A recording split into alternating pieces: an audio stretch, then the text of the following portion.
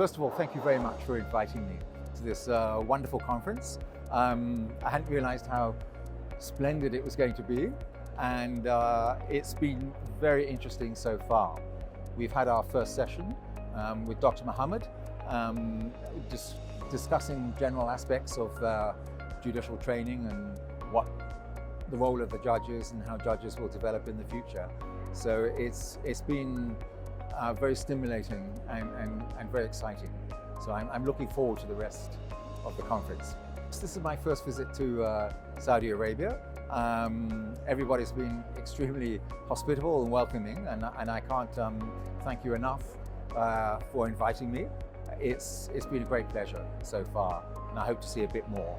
I think the judiciary everywhere, globally, so not just in Saudi Arabia, but everywhere, is undergoing tremendous challenges. So not only from the diversity and complexity of cases being brought before judges these days. I mentioned the rise of indigenous rights cases in there, and that's affecting many countries at the moment.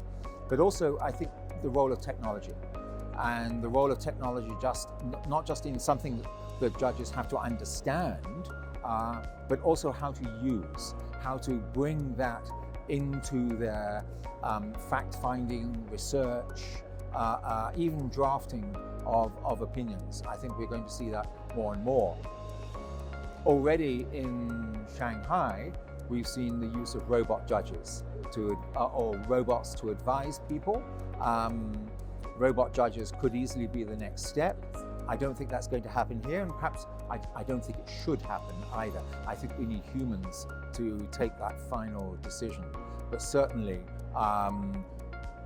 most countries, the rise of numbers of cases, the workload of judges is increasing hugely.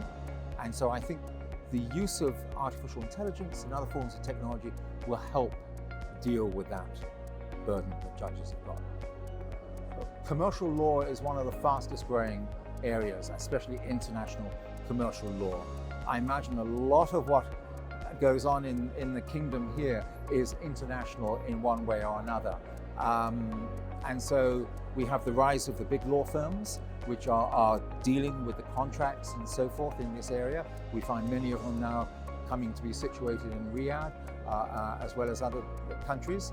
And I think we need more specialists, but the dispute resolution is rising. And here we have a kind of competition, if you like, between what the state courts are doing and what the international arbitration centers are doing. And they don't often talk to each other, but I think one of the things they have to do in the future is engage. They can learn from each other.